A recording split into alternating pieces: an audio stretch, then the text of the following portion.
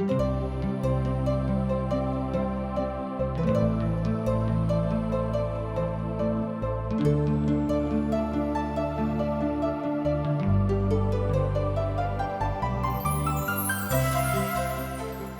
शास्त्र लोकों के बीच परमेश्वर के मूल काज के विषय में बताबैत अछि, जे परमेश्वर के विषय में जनबा के लेल यह आवश्यक अछि।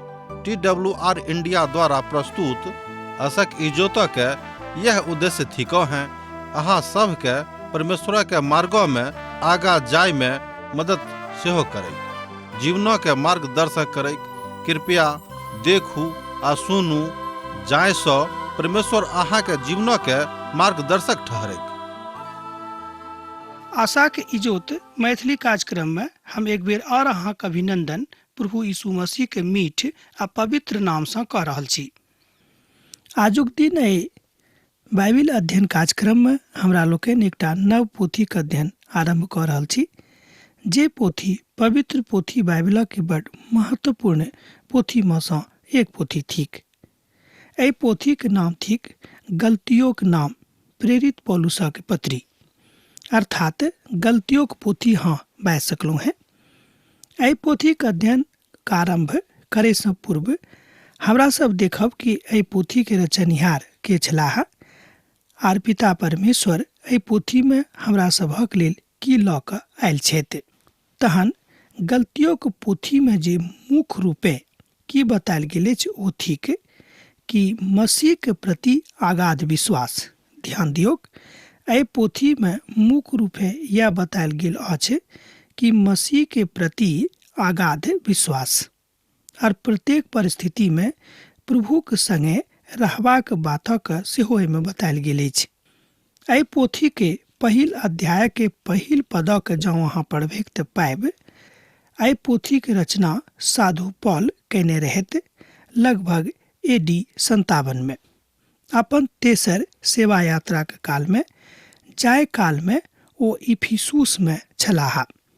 आरंभ से एहि बातक पता लागैत अछि, जतऽ ओ 2 बरख धरि छलाह आ किछु विद्वान एहि पोथी के रचना स्थली के नाम कुरिन्थ बताबैत छथि, कियाक तऽ एहि पोथी के साधु पौल रोमी नामक पोथी के रचना के तुरंत बाद कयने छलाह आर ओहि काल में ओ कुरिन्थक यात्रा पर छलाह। एकटा विद्वान जिनक नाम डॉक्टर लंस्की छनि, ओ कहैत छथि ई पोथी कुरिन्थ में लिखल गेल छल अप्रैल मास में आर AD 53 में, जहन कि साधु पौल गलातियों के यात्रा कऽ चुकल रहथि, कियाक तऽ ओ मानैत छथि जे तत्कालीन कलीसिया एहि सिद्धांतों का माननाइ आरंभ कऽ चुकने रहथि। एहि पोथी के विषय में ई भेल एकटा ऐतिहासिक पृष्ठभूमि। अब हमरा लोकनि देखै छी कि एहि पोथी के रचना के पाछाँ परमेश्वरक की उद्देश्य रहनि आर कोन उद्देश्य के कारणे एहि पोथी के रचना भेलै के। एहि पवित्र पोथी के लिखनिहार साधु पौल छथि, हमरा लोकनि एहि बातक तऽ जानि गेलहुँ हैं। अर्थात एहि पोथी के लिखबाक पाछाँ साधु पौलक मनसा रहनि जे लोक सुसमाचारक वास्तविकता के बुझेक और तकरा एम्हर उम्हर कऽ कऽ नहि बताबेक। साधु पौल अपन तीनों सेवा यात्रा के काल में गलतियों के कलीसिया में अपन उपस्थिति के दिखौने छथि। ई पोथी गलतियों के लोक से साधु पौलक अंतिम वार्तालाप छल, तें ओ एहि पोथी के अपन तेसर सेवा यात्रा के बाद रचना केने रहथि। अर्थात एहि पोथी के रचना काल वएह छलैक। गलतियों के यात्री अर्थात गलतियों के यात्रा के काल में ओहि पोथी के रचना केने रहथि। अहू तरहक सेहो मत अभिव्यक्त कयल जाइत अछि। गलतियों के पत्री लिखबाक उद्देश्य छल प्रभुक स्पष्टता अर्थात परमेश्वरक स्पष्टता के साथ बुझनाइ और स्पष्टता के साथ हुनक चिन्ह के अपन जिंदगी में लागू करनाइ और प्रभु के लोक एम्हर उम्हर नहीं भटकेक तकरा रोकनाइ। कियाक तऽ गलतियों में उत्तर और दक्षिण के 2 तरह के सिद्धांतक लोक मानैत रहैक। ध्यान दियौ, कियाक तऽ गलतियों में 2 तरह के लोग छलैक जे उत्तर आर दक्षिण दू तरहक सिद्धांतक मानैत रहैत, आर एही पत्रिका ओहि दुनू प्रभाग में बाँटल गेल रहेक। मुदा ई तऽ संभव नहि अछि जे ओहि काल में ई सभक मिल गेल होइतेक। कारण छल ओहि कालक विकास, अर्थात ओहि काल में अतेक विकास नहि भेल रहेक कि सबके हाथ में पवित्र पोथी के पहुँचा देवल जाए। गलतियों शब्द एक राष्ट्रीयता के साथ जोड़ल जाइत अछि जे लोकक राष्ट्रीयता के दिस इशारा करैत अछि, बा एही शब्दक भौगोलिक परिप्रेक्ष्य में सेहो लऽ सकैत छी बा लेबल जा सकैत छै। जे शब्द रोमी प्रांतक दिस इशारा सेहो करैत अछि, आ ओही काल में एकटा सामान्य एहि तरहक बात खून खराबाक बात ओतऽ होइत रहेक, अर्थात ओहि प्रदेश में जतऽ ओ सब रहैत छलाह ओहि ठाम ओहि तरहक लोकक कोनो कमी नहि रहेक। हमर मित्रवर, हमरा लोकनि देखैत छी कि जहियासँ दुनिया बनल अछि, जहियासँ मनुष्य जाति के सृजन एहि संसार में भेल अछि, तहिएसँ कोनो ने कोनो तरहक एहि तरहक बात मनुष्य जाति के जिंदगी में होइत रहैत अछि। आ जे सब लोग ओतऽ विशेष रूपे रहैत छलाह ओ सब लोग छलाह गौरेल जाति के, अर्थात प्रजातिक लोग।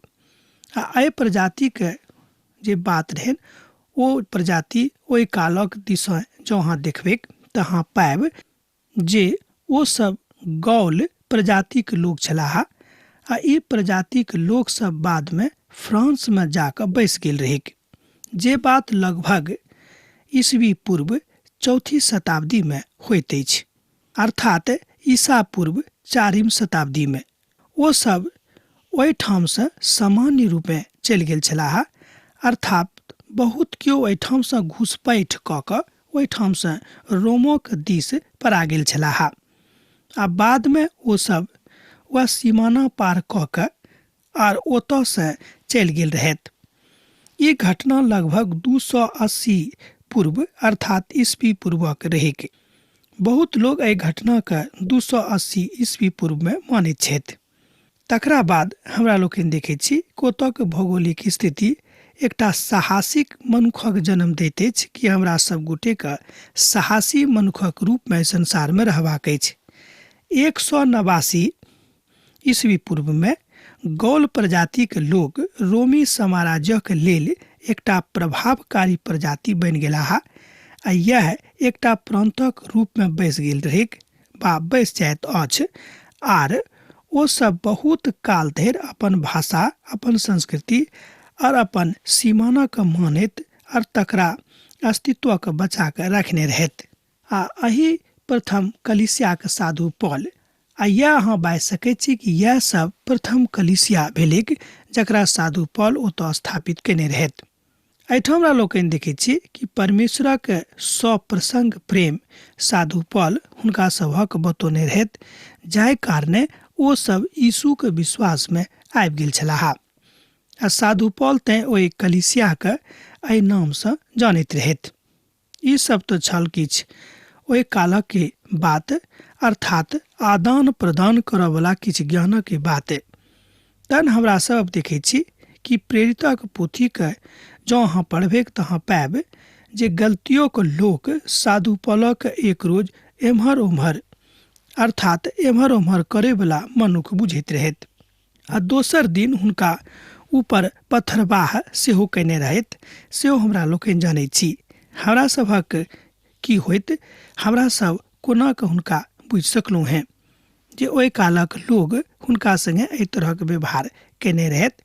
मुदा एहिके बादो ओ अपन प्रभुक लेल ओते ठाढ़ भेलाह आर हुनका सभक मनक परिवर्तनक लेल प्रार्थना कयलथि, आर पिता परमेश्वर हुनका सभक मनक परिवर्तन कऽ देलनि आर हुनक उद्देश्य पूरा भेलिक। अर्थात अब अहाँ बुझि गेल छी कि एहि पोथी के रचना के पाछाँ यह उद्देश्य अछि कि जे केओ यीशुक नाम सुनैत छथि ओ हुनका ऊपर विश्वास करथि आर परमेश्वरक वास्तविक चिन्ह अपन यीशु मसीह में देखिक। एहि तरह अहाँ बात सकैत छी कि विश्वास मनुष्य जाति के लेल बड़ जरूरी वस्तु भऽ जाइ छै, आ विश्वासे के कारणे अहाँ एहि सबटा बातक अपना जिंदगी में लागू कऽ सकलहुँ हैं। बा एहि बात से प्रेरित भ सकलहुँ हैं। एहि पोथी में नीक सुसमाचारक काजक विषय में सेहो बतायल गेल अछि। तकरा अहाँ बाजि सकलहुँ हैं कि सुसमाचारक काजक प्रति एहि पोथी में एकटा आंदोलनात्मक स्वरूपक हमरा लोकनि देखैत छी जे आगूक पीढ़ीक लेल वरदान स्वरूप साबित होइत अछि। तहन अहाँ बाजि सकैत छी कि रीढ़क हाड़क जकाँ ई पोथी सुसमाचारक प्रचारक लेल मनुष्य जाति के जिंदगी के बदलबाक लेल काज करैत अछि। तहन अपनो देश से लऽ कऽ दूसरो देश में, एहि प्रांत से लऽ कऽ दूसरो प्रांत में मनुष्य एहि वचनक ऊपर विश्वास करनाइ आरंभ कऽ देलखिन। ई बात पछिला 1900 बरख में बहुत बेर भऽ गेल अछि। हमर भाई बहन, ई बात आजुक परिप्रेक्ष्य में हमरा सभक जिंदगी में करबाक अछि। ओही तरह करबाक अछि जेना आजुक परिप्रेक्ष्य में लोक अपन देशों से प्रेम राखैत छथि आ हुनक देशक प्रति अथाह प्रेम बढ़ेबाक छनि। अपन भाई सँ, अपन बहिन सँ, अपन परिवार सँ, अपन समाज सँ, अपन गाम सँ लोकक प्रेम करबाक अछि। यह एहि पोथी के मुख्य उद्देश्य में सँ एक उद्देश्य छल।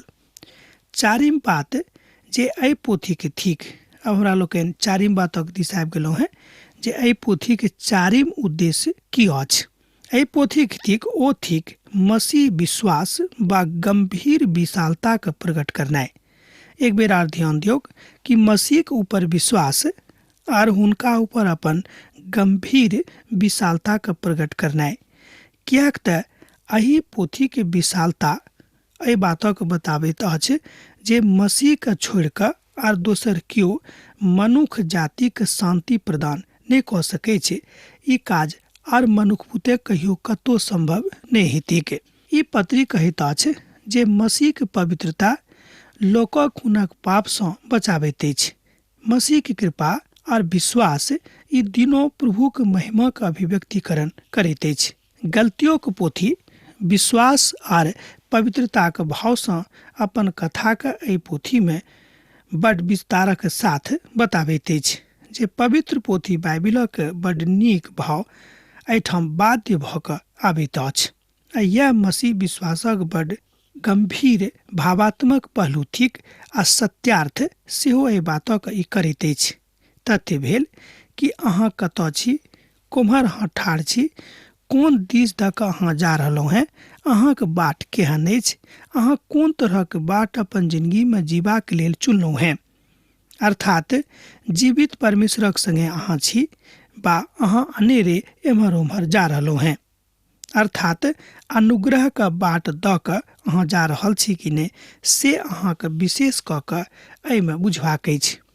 एहि तरह हमरा लोकनि देखैत छी कि एहि पोथी में बहुत किछु एहन बतावल गेल अछि जकरा बुझनाइ बड़ जरूरी भऽ जाइ छै।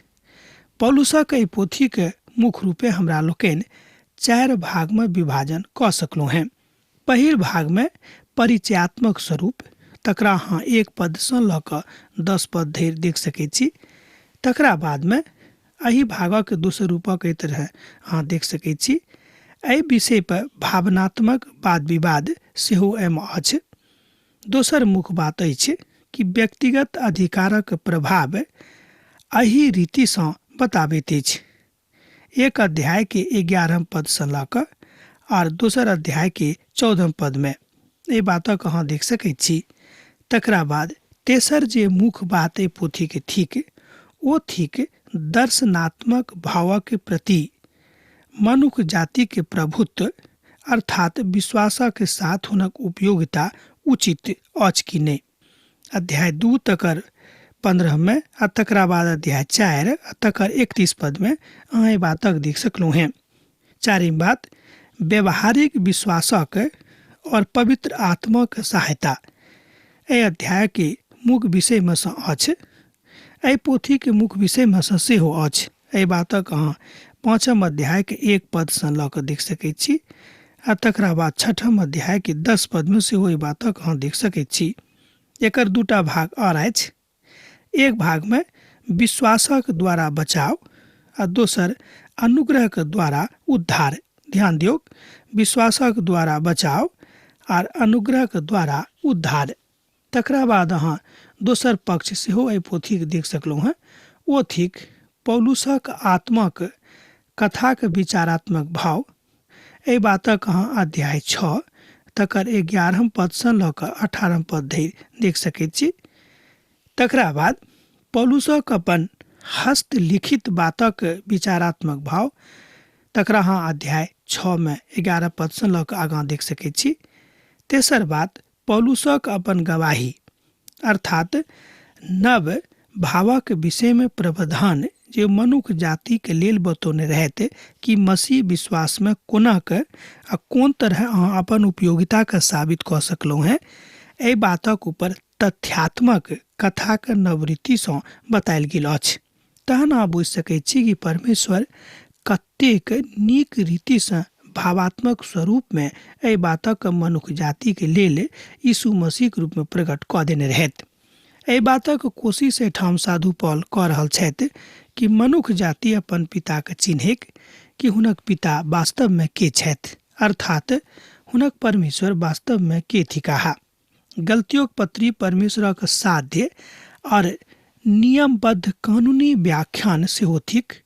मूसाक व्यवस्था ने तऽ आख्यानित अछि आ ने सुसंगठित बातक पक्का प्रमाण दैत अछि। मुदा एहिठाम हमरा लोकनि मसीहक जन्म भेलाक बाद जहन साधु पौल हुनक विस्तारीकरण कऽ रहल छै तो बड्ड पूर्णता के साथ और ज्ञान के परिपक्वता के साथ एहि बातक एहि उद्देश्यक पूर्ण कऽ दैत अछि।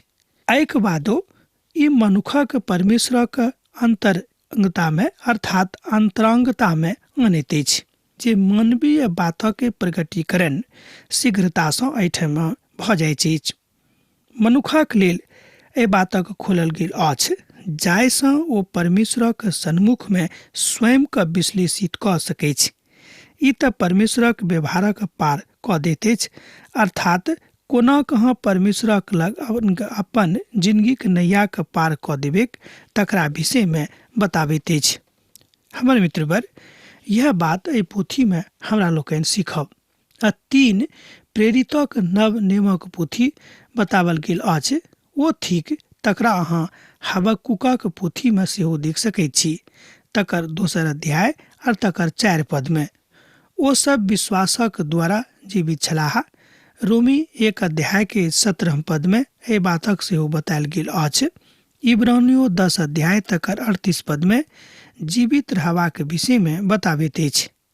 गलतियों पोथी तकर 3 अध्याय आ तकर 11 पद में विश्वासक द्वारा जीवित रहबाक विषय में बतायल गेल अछि। रोमियो के पोथी में बतायल गेल अछि जे मूसा के व्यवस्था के अलावा मनुष्य विश्वासक द्वारा धर्मी ठहरावल जेताह। गलतियों के पोथी में साधु पौल एहि बातक बता रहल छथि जे सुसमाचार विश्वास सबसँ पैघ और मजबूत आधार अछि। ध्यान दियौ कि एहि पोथी में सुसमाचारक विश्वासक सबसँ पैघ और मजबूत आधार बतावल गेल अछि, अर्थात विश्वास सुसमाचारक ऊपर विचार करबाके विश्वास करबाके सबसँ मजबूत आधार स्तंभ थिक। विश्वास जोड़ व्यवस्था यहूदी विश्वासक विश्लेषण छल। ध्यान दियौ, विश्वास जोड़ व्यवस्था यहूदी विश्वासक विश्लेषणात्मक रूप छल। पौलुस कहैत छथि जे विश्वास मात्र एकटा आसरा थिक। पौलुस एहि बातक ऊपर जोर दऽ रहल छथि जे प्रभु यीशु मसीह के ऊपर विश्वास अहाँ जो करबेक तहाँ प्रकाशित भऽ जायब, अहाँ इजोत के पायब, अर्थात परमेश्वरक इजोत अहाँके जिंदगी में चलि आयत। एहि बातक विचार एहिठामक लोक बुझताह जँ ओ परमेश्वरक ऊपर विश्वास करनाइ आरंभ कऽ देतिक, अर्थात परमेश्वरक एकलौता पुत्र यीशु के ऊपर जहनो विश्वास कऽ लेतिक तऽ एहि सबटा बातक ओ विश्वासक साथ अपन जिंदगी में स्वीकार कऽ लेताह। अर्थात मनुष्य विश्वासक द्वारा स्वयं के प्रभु यीशु मसीह संगे जोड़ि सकैत छथि, अर्थात विश्वास एहि पोथी के मुख्य आधार थिक। मुख्य आधार यह थिक कि हमरा सब विश्वासक कारणे प्रभु पर आधारित भऽ कऽ स्वयं के आगाँ लऽ जा सकैत छी। एहि पोथी के 1 पद एहि तरह से कहैत अछि, पौलुसक जे नहि तऽ मनुखक दिससँ और न मनुखक द्वारा मुदा यीशु मसीह और परमेश्वर पिता के द्वारा जे हुनका मूला में से जियोने रहत प्रेरित थिकाहा। एठाम साधु पॉल अपन प्रेरिताई के विषय में बता रहल छथि कि कोनो मनुख हुनक नियुक्ति नहि केने छथि आ नहि ओ कोनो मनुखक द्वारा नियुक्त भऽ कऽ आयल छथि। ओ जे काज कऽ रहल छथि एहि काज करबाक अधिकार हुनका स्वयं प्रभु यीशु मसीह देने छथिन, जे एहि संसार में आबि कऽ मनुख जाति के हेतु अपन प्राणक देलनि आ तेसर दिन मृत्यु में से जी उठलाह और आ पिता के दाहिनी ओर दिस जाकर विराजमान छथि, ओतऽ बैसल छथि। वह यीशु मसीह हुनका अपन प्रेरित होयबाक अधिकार देने छथिन। एहि बातक अहाँ एहिठाम देखै छी एक पद में पौलुस एहिठाम बड़ सामान्य भाषा में बाजि रहल छथि जे परमेश्वरक दिस सँ यीशु मसीह हुनका अपन प्रेरित बना कऽ एहिठाम नियुक्त कयने छथि। एहिठाम प्रेरित शब्दक प्रयोग दू तरहक भाव में कयल गेल अछि, तकरा दू तरहक भाव में अहाँ लऽ सकलहुँ हैं। पहिल बात अछि पवित्र आत्माक भाव से अहाँ 12 में से एक बातक बतायल गेल अछि। एक बेर और ध्यान दियौ, पवित्र आत्माक भाव से अहाँ 12 में से एहि बातक एक तरह बता सकैत छी। प्रभु यीशु मसीह के संगे अपन 3 बरखक सेवा के काल में एहि बातक अहाँ वचन 21 में देख सकलहुँ हैं। हुनक दुख उठेबाक बातक काल में सेहो ओ सेवा करैत छथि आ तकरा ओ बताबैत छथि। जाहि काल में ओ दुख उठाबैत छलाह एहि बातक अहाँ पद 22 आ तकरा बाद पद 22 में सेहो एहि बातक देख सकैत छी कि सेवाक काल में ओ कतेक दुख उठौने रहत, अर्थात साधु पौल। आर जे एकटा बात में लुकायल थिक ओ ई थिक कि प्रभु यीशु के द्वारा चुनाव। एहि बातक सेहो एहिठाम पद 22 में खूब नीक रीति सँ बतायल गेल अछि। तकरा बाद एहि बातक अहाँ 9 अध्याय के 15 पद, 26 अध्याय के 16 पद आ 17 पद में अहाँ देख सकैत छी प्रेरितक पोथी में। दोसर बात, एक गोटे के पठावल गेलाह ई बड बुद्धियारी के बात थिक बा विचारात्मक से हो थिक कि प्रेरितक पोथी तकर 11 अध्याय आ तकर 22 पद में एहि बातक सेहो बतायल गेल अछि जे ओ परमेश्वरक दिस सँ पठावल गेल अर्थात नियुक्त कयल गेल प्रेरित छलाह। पौलुस हमर न्याय में अर्थात अहाँक न्याय में कोनो तरहक अड़चन नहि आनथिन, किएक तो परमेश्वर के महान दास में से छथि जे प्रभु के सन्मुख में ठाढ़ रहैत छथि आ प्रभु के वरदान हुनका जे भेटल रहनि तकर ओ उपयोग मनुष्य जाति के कल्याणार्थ कऽ रहल छथि। प्रभु यीशु मसीह के पुनरुत्थानक बाद मत्ती आ तकरा बाद हुनक जे और 3टा मुख्य शिष्य रहन ओ चारों के हमरा लोग जाने छी जे चारों सुसमाचारक के लिखने रहत। ओहि में से 2 हुनक मुख्य शिष्य रहन, मत्ती आर यूहन्ना। ई दोनों एहि बातक विषय में स्वीकार करैत छथि कि हुनका छोड़ कऽ आर दोसर केओ मनुष्य जाति के इजोत नहि दऽ सकैत छै, अर्थात उद्धारक इजोत मात्र यीशु के हाथे मनुष्य जाति के लग आबि सकैत छै। मुदा मत्ती के विषय में बेसी किछु नहि बतायल गेल अछि। जँ अहाँ मत्ती के रचल सुसमाचारक देखबै तऽ अहाँ पाएब कि मत्ती के मात्र एकटा चुंगी वसूल करऽ वाला के रूप में देखायल गेल अछि, मुदा हुनक जिंदगी के विषय में कोनो तरह के व्याख्यान वा बखान ओतऽ नहि देवल गेल अछि। प्रेरितक पोथी तकर 1 अध्याय आ तकर 15 पद से लऽ कऽ 26 पद में अहाँ देखबै कि हुनका विषय में ओतऽ और बेसी कोनो इतिहास नहि देवल गेल अछि, नहि ओतऽ भेटैत अछि। आजुक पोथीक जे अध्ययन हमरा लोकनि आरंभ कयलहुँ हैं एहिमे विशेष कऽ कऽ यीशु के ऊपर विश्वास करनाइ और मसीह जिंदगी में अपन मसीह के चिन्हाय के ऊपर आधारित अछि। यह थिक एहि विषय के मुख्य बात अर्थात एहि पोथी के मुख्य बात। अब हमरा विदा दऽ दिअ, किएक तऽ अहाँ से विदा के काल भऽ रहल अछि। पाती लिखैत रहब, हमरा बिसरायब नहि। यीशु के नेह अहाँ के जिंदगी में सैद घड़ी बनल रहेक। आमीन। हमर विश्वास अछि कि ई कार्यक्रम अहाँ के लेल लाभदायक सिद्ध अछि। हम चाहै छी कि अहाँ अपन आशीषके हमरा संग साझा करू। जँ अहाँ के नजीक बाइबल से आ जीवन से संबंधित कोनो प्रकार के प्रश्न भ सकै अछि तऽ अपन समस्या के लेल प्रार्थना करबा के लेल जँ चाहै छी तऽ हमरा फोन नंबर पर जरूर संपर्क कऽ सकै छी। परमेश्वर अहाँ सब के लेल एकटा सुंदर, सुखद, आनंदित दिन प्रदान करैक।